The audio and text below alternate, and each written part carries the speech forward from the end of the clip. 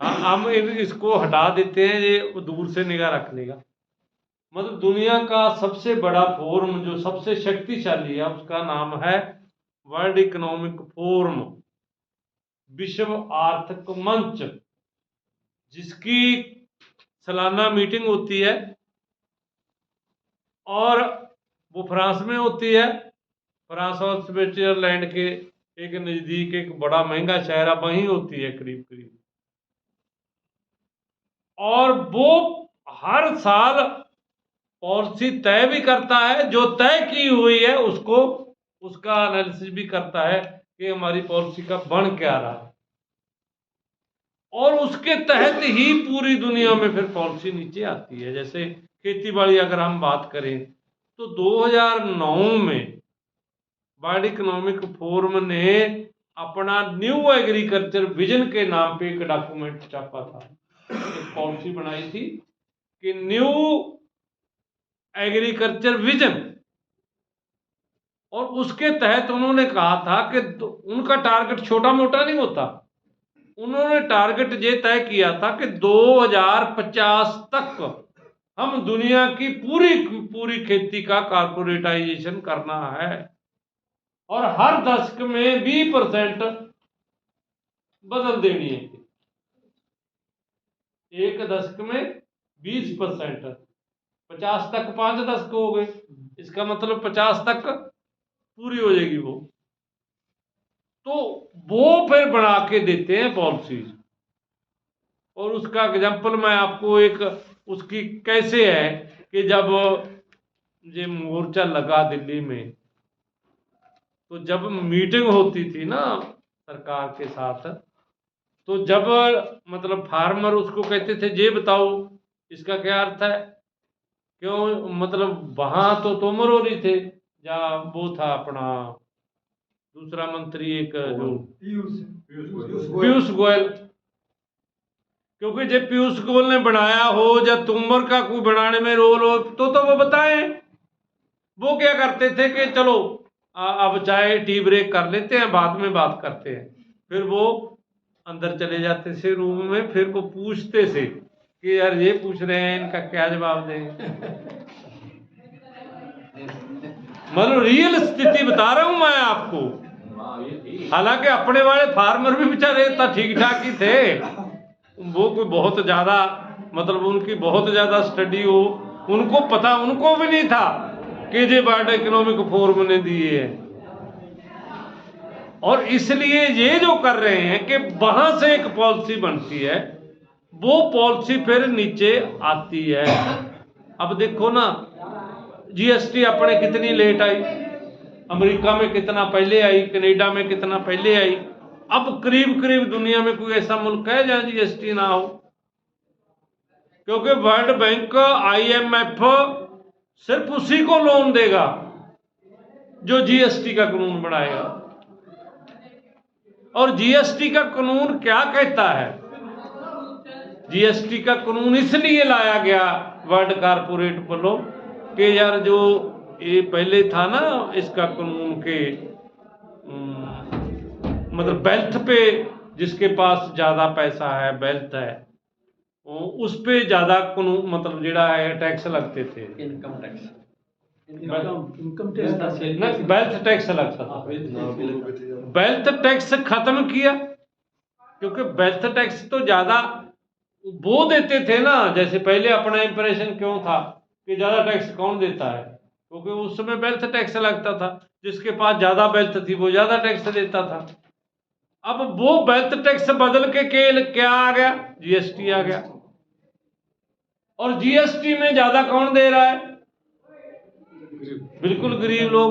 उन्होंने ऐसा सिस्टम बना दिया जीएसटी में कि नीचे से निचोड़ो ना, ऊपरले को तो ज्यादा दो ना, क्योंकि उनके पास तो जितना पैसा आएगा वो उतना ही विकास कराएंगे। और नीचे वाले ने क्या करना, पैसा गरीब आदमी ने, यार इसने विकास तो कराने ही नहीं। इसलिए विकास में इसका रोल तो यही है कि इससे ज्यादा टैक्स लेते रहो। इसलिए ये जो बात है हमारी कि जैसे जैसे वर्ल्ड इकोनॉमिक फोरम पूरी दुनिया का एग्रीकल्चर को कैसे कॉर्पोरेटाइज करना है। अभी आप बिल्कुल नज़दीक का आप देखो कि पाकिस्तान में क्राइसिस आया, पाकिस्तान बैंक करप्ट हो गया। बैंक करप्टी क्या किसको बोलते हैं? पहले कि आपके पास जितना मर्जी गेहूं है, जितने मर्जी चावल है, आपके खाने पीने का सामान आपके पास खूब है, कपड़ा भी आपके पास खूब है, पर आपके पास डॉलर नहीं। आपके पास और सब कुछ है पर डॉलर नहीं है। अगर डॉलर नहीं है तो आप क्या हो जाओगे? दिवालिया गोश्त कर दिए जाओगे।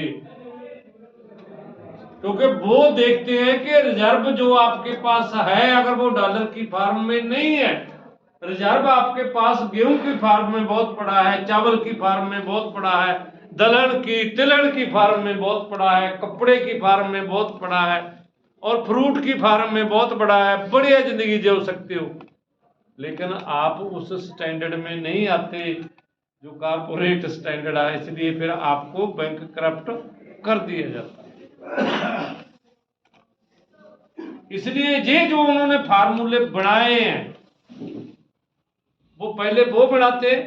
मतलब ये बात हम इसलिए कर रहे हैं ये सारी बातें कि कई बार हमें ये लगता है कि ये जो नेशनल सिस्टम है ना, ये मोदी कर रहा है या ये हम अच्छा ही कर रहे हैं। कल को राहुल आएगा वो भी करेगा, देख लेना। अगर खुदा दा खास्ता हमारी सरकार बदल जाती है ये अपना अभी 24 में, और मान लो इंडिया आ जाता है, सपोज कर दो 2 मिनट के लिए, आए ना आए, तो आप मत समझो कि जेड़े कानून मोदी ने बनाए ने इसमें कोई तब्दीली आएगी। ये जैसे थे ही रहेंगे। हाँ, फिर वो इसका इस्तेमाल करेंगे। जैसे ये ईडी मगर लगाते हैं, फिर ईडी किसके मगर लगेगी? फिर अमित शाह के मगर ईडी होगी। जीएसटी मनमोहन सिंह ही तो लेके आए थे, कांग्रेस लेके आई थी। जीएसटी की शुरुआत मनमोहन सिंह की थी। हाँ, नहीं पॉलिसी कोई देखो, जे इकोनॉमिक कॉरिडोर आला कंसेप्ट कौन लेके आया था? मनमोहन सिंह लेके आया था। मतलब जितने ये इकोनॉमिक जेडे इंडस्ट्रियल कॉरिडोर, इकोनॉमिक कॉरिडोर की पॉलिसी बनी है जेडी, जे बनी इस करके ना नरसिम्हा राव और उसी को ही कंटिन्यू कर रहे हैं। बात देखो, उन्होंने विचार के रूप में जो पॉलिसी बनाई और उसके बाद वो बदल गए और उसको कह रही इन्होंने किया, इन्होंने प्रैक्टिकल शेप दे दी और कोई नई बात तो कुछ नहीं हुई। अब जो भी ये आज कर रहे हैं, जो नई सरकार आएगी उसको ही प्रैक्टिकल शेप देगी। थोड़ा मोटा कोई दिखाना दिखाने का फर्क इधर उधर कर दे तो कर दे, इन जनरल इसी को ही आगे बढ़ाना है। उसकी वजह सिर्फ एक ही है कि मोटिव क्या है इस कारपोरेट सिस्टम का? जीडीपी बढ़ाना, अपने प्रॉफिट को मैक्सिमाइज करना, कि ज्यादा से ज्यादा प्रॉफिट बनाना और उस प्रॉफिट से जीडीपी बढ़ाना, और जीडीपी बढ़ेगी तो विकास होगा, जीडीपी बढ़ेगी तो आगे जाएगा देश। अब मैं एक बात कह के ज्यादा नहीं लंबा करना चाहता इसको। देखो, जैसे हम कहते हैं कि इंडस्ट्रियल सेक्टर है, वो कोई चीज का निर्माण करता है, कुछ चीजें बढ़ाता है, और एग्रीकल्चर चीज है, सेक्टर है, वो कोई चीज पैदा उगाती है। एक सर्विस सेक्टर है, वो ना कोई नई चीज का निर्माण करता है ना कुछ उगाता है। वो क्या करता है? वो सहूलियत देता है, जहां से माल उठाया और वहां भेज दिया, वहां से माल उठाया इधर भेज दिया।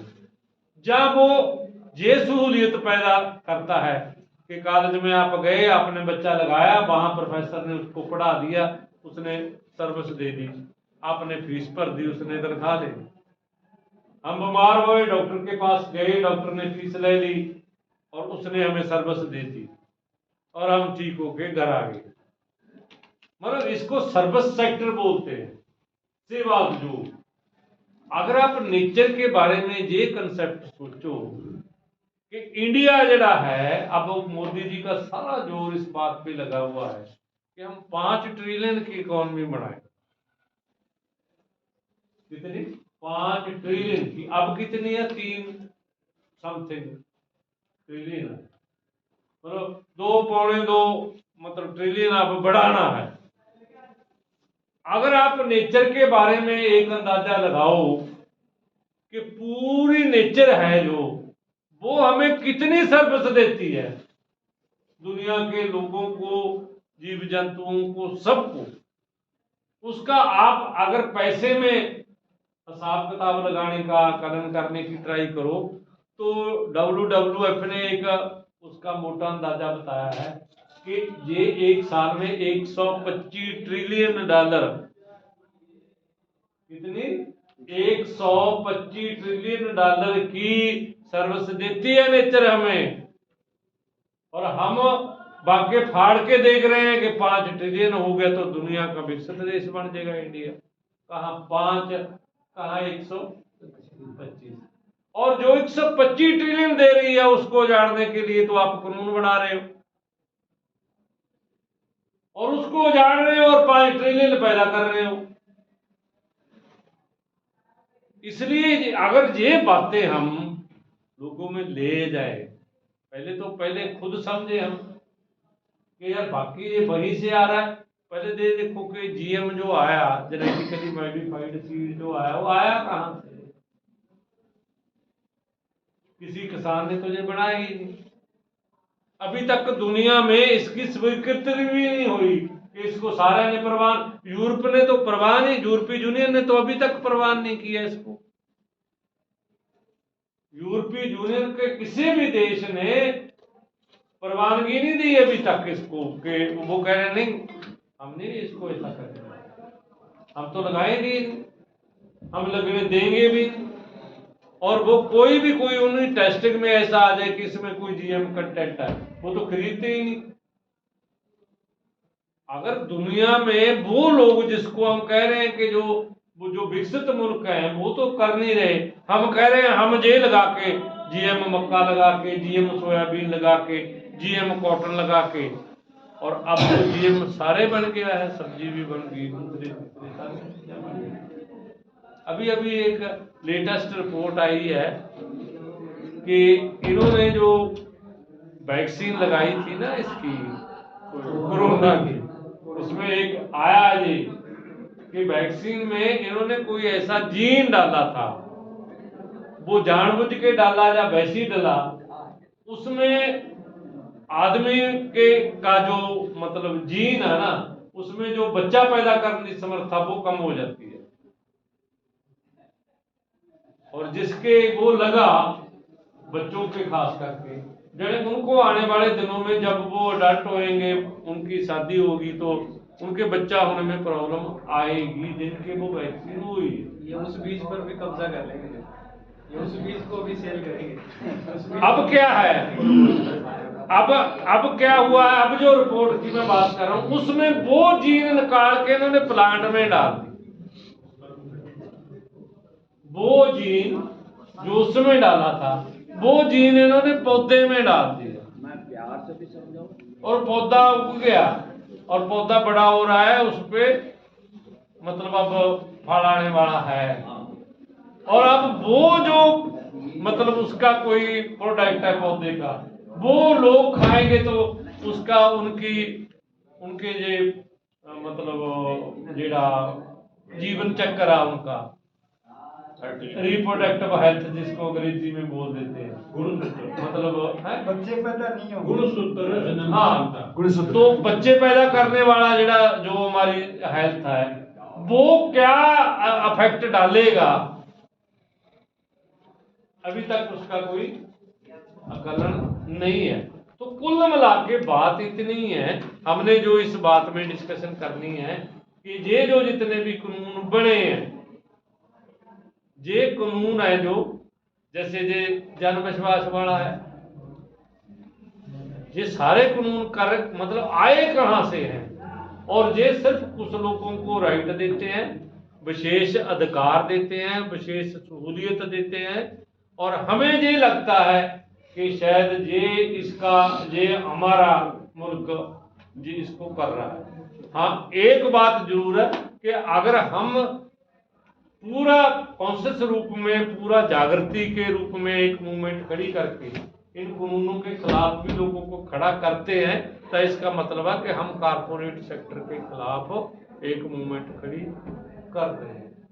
और कारपोरेट क्योंकि पूरा वर्ल्ड वाइड है, इसलिए हमारी ये मजबूरी है कि जो हमारा दुश्मन है, जिसको हम अगर बोले कि वो उसका स्ट्रक्चर बड़ा है, तो हमारी मजबूरी भी ये है कि हमारे को भी उसके बराबर का स्ट्रक्चर खड़ा करना पड़ेगा।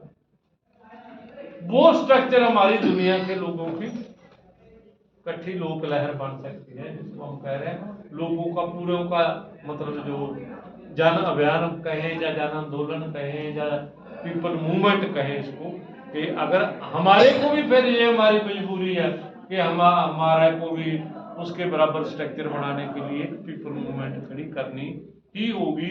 वो तभी हो सकती है जब हम जितना भी जे कुछ हो रहा है उसका जो वर्ल्ड कनेक्शन है, उसका जो ग्लोबल कनेक्शन है, उसको समझें। अब पहले किसी भी पार्टी को ये राइट नहीं था कि वो फॉरेन फंडिंग लेगी, अब इन्होंने कानून बना लिया यार, और कोई भी फॉरेन फंड दे के कोई भी बड़ी कंपनी जो मर्जी अपने फेवर का कानून बना ले, इनसे देगा इसलिए फंडिंग ऐसे कैसे देगा, पैसा कुछ करने के लिए देगा, वो आप पूछ ही नहीं सकते। ये लाभ बढ़ गया है कि 1974 के बाद जितना फॉरेन फंड आया कंपनियों को, उनसे कोई पूछ नहीं सकता, कोई हिसाब नहीं सकता। यार हिसाब तो ये देखो ना, एक हमारे सामने बिल्कुल सामने है पीएम केयर फंड।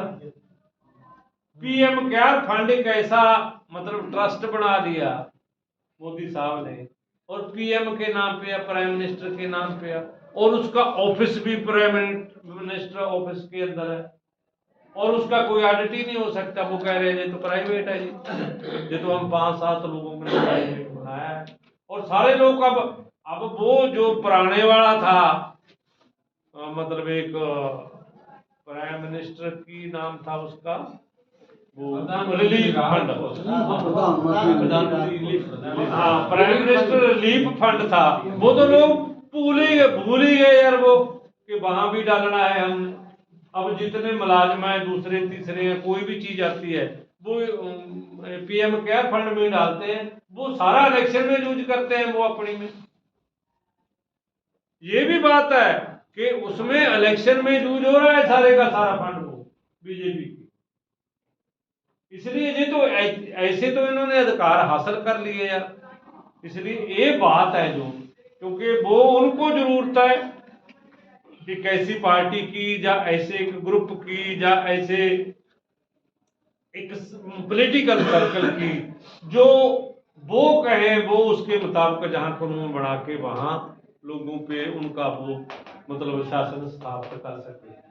और उसके लिए इनको जरूरत है इलेक्शन जीतने के लिए पैसे की, और जे इनका वो बन गया एक कनेक्शन, वो इनको पैसा देते हैं, जे उस पैसे से इलेक्शन जीत के उनकी फेवर में पॉलिसी बनाते हैं। जो पहले दिन ही मैंने एक बात कही थी अपनी मीटिंग में कि इसको मत सोचो कि ये इंडिया की गवर्नमेंट है, इसको मत सोचो कि ये लोगों की गवर्नमेंट है, इसको क्लियर कट जानो कि ये कारपोरेट की ही गवर्नमेंट है। और ये जितनी भी पॉलिसी वगैरह बनाएगी उसका ह्यूमन फेस ये बना सकते हैं कि उसमें ये दिखा सकते हैं कि हम लोगों के लिए कर रहे हैं, वो मतलब सबका साथ, सबका विकास, सबका विश्वास, ये स्लोगन हो सकता है, पर हाँ सबका मतलब जो भी ये कोई प्रयास लगाओ और लगा लो, जो 2-3 और लगा लो, पर रियल में ये नहीं है बात। ये हाथी के दांत खाने के और है,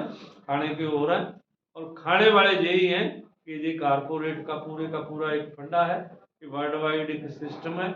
इसको जब तक हम एक्टिविस्ट लोग नहीं समझेंगे, सिर्फ नेशनल सिस्टम में फंसे फिरते रहेंगे, फिर हमें आएगा कि शायद नेशनल सिस्टम अब हमारा ये गांधीवाद के स्वराज ग्राम से ठीक आ जाएगा, जहाँ मतलब जो पुराने हमारे थिंकर जिन्होंने भी, चाहे वो लोहिया थे, चाहे वो जयप्रकाश नारायण थे, चाहे वो विनोबा भावे से, ये जितने भी हमारे ये सर्वोदय के नेता हुए हैं, हमें अभी भी ये लग रहा है कि यार अगर उनका वो अगर हम वो फिलॉसफी ले लें, शायद हम जहाँ कुछ बदल सकेंगे।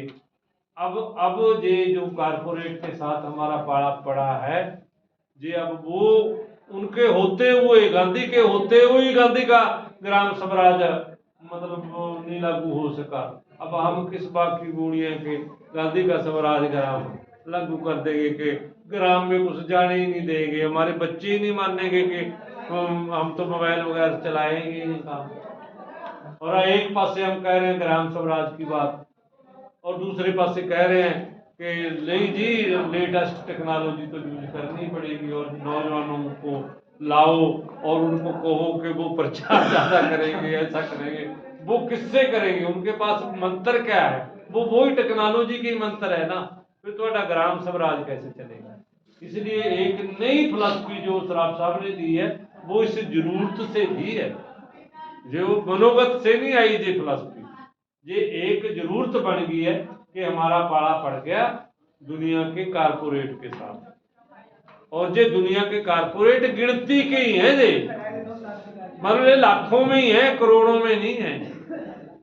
अभी जितने भी ये अरबपति हैं ये करोड़ों में नहीं गए, ये अभी लाखों में ही है, हजारों में लाखों में ही है। इसलिए उनके खिलाफ हमें एक डिफरेंट सोशियोलॉजी की जो प्रो नेचर प्रो ह्यूमन हो, और एक डिफरेंट जो कह रहे हैं ना कि शायद ये जैसे ये जहां भी लिखा हुआ था कि नेचर ह्यूमन सेंट्रिक का ये पॉलिटिकल नहीं है। क्यों नहीं है पॉलिटिकल? जे इसकी पॉलिटिक्स है। जब आप कह रहे हो कि इलेक्टोरल बॉन्ड खत्म करो, ये क्या बात है? ये कोई आर्थिक डिमांड है? जब आप कह रहे हो कि पीएम केयर फंड नहीं होना चाहिए, तो क्या ये पॉलिटिकल डिमांड नहीं है क्या? जब आप ऐसी बात कर रहे हो कि ये कानून नहीं होना चाहिए, ये कोई इकोनॉमिक डिमांड थोड़ी है जी। पर हाँ इसकी पॉलिटिक्स है, वो प्रो नेचर प्रो ह्यूमन है। इसकी पॉलिटिक्स का कंटेंट अगर आप मेरे से आप कहो कि इसकी जो पॉलिटिक्स है नेचर ह्यूमन सेंटर की, उसका कंटेंट क्या है? उसका कंटेंट है empowerment of the people, democratisation हर चीज की, और एम्पावरमेंट ऑफ द लोगों का सशक्तिकरण, और सब चीजों का डेमोक्रेटाइजेशन, कंपनियों का भी डेमोक्रेटाइजेशन। हम नहीं कहते कंपनियां खत्म करते हैं, हम कह रहे हैं कि हम इसका पूरे का पूरा इनका जमहूरीकरण करेंगे और लोगों को एम्पावर करेंगे। फैसले करने की जो पावर है वो पब्लिक के पास जाएगी, तो रियल अर्थों में लोगों का राज होगा, जब लोगों की पार्टिसिपेशन उसमें होगी। इसलिए ये मत समझो कि इसकी कोई इकोनॉमिक पॉलिसी नहीं है, पॉलिटिकल पॉलिसी नहीं है, कल्चरल पॉलिसी नहीं है, सोशियोलॉजी नहीं है। देखो कारपोरेट के साथ मुकाबला करना है तो कारपोरेट की सोशियोलॉजी का बदल, कारपोरेट सोशियोलॉजी, कारपोरेट स्ट्रक्चर का बदल, नेचर ह्यूमन सेंट्रिक सोशियोलॉजी के बारे में तो पीपल मूवमेंट, सोशियोलॉजी के बारे में गलत बोल गया, पर ठीक कर दो। और अनिल वो सजन जी ने स्टार्टिंग में काफी कुछ कहा था, इसलिए मैं थोड़ा उसको ऐड इसलिए कर रहा हूँ। और दूसरा बात ये कि कारपोरेट पॉलिटिक्स का बदल, nature human centric politics, corporate economy का बदल, नेचर ह्यूमन सेंट्रिक इकोनॉमी। और इसलिए अगर हम इस सारे का अल्टरनेटिव दे के ही हम इस सिस्टम को, जो कल अपना जेपी साहब ने भी एक बात कही थी कि अवस्था परिवर्तन या व्यवस्था परिवर्तन, ये व्यवस्था परिवर्तन तभी होगा जे सब चीजों को बदलेंगे। सिर्फ पॉलिटिक्स बदलने से कभी भी व्यवस्था परिवर्तन ना हुआ, और वो गलतफहमी हुई तो चाइना में हुई, रशिया में हुई, और पंजाब वालों ने भी ये बदला गया करके 92 सीटें देती हैं 117 में आम आदमी पार्टी को कि ग्राम स्वराज ला के देगा हमें वो केजरीवाल। वो देख लो आ गया ग्राम स्वराज पंजाब में। ग्राम तो खत्म ही कर देने ने यार, आप स्वराज की बात कर रहे हो ग्राम। और वो उनको, जैसे मैं कल बोला था, उनको तो उन्होंने इतना काम दे रखा है शहरों में अब लोगों को कि आओ ना करो ना हमारा झाड़ू पोछा, चाय ठंडी हो रही है आपकी? चाय ठंडी हो गई है। संक्षेप में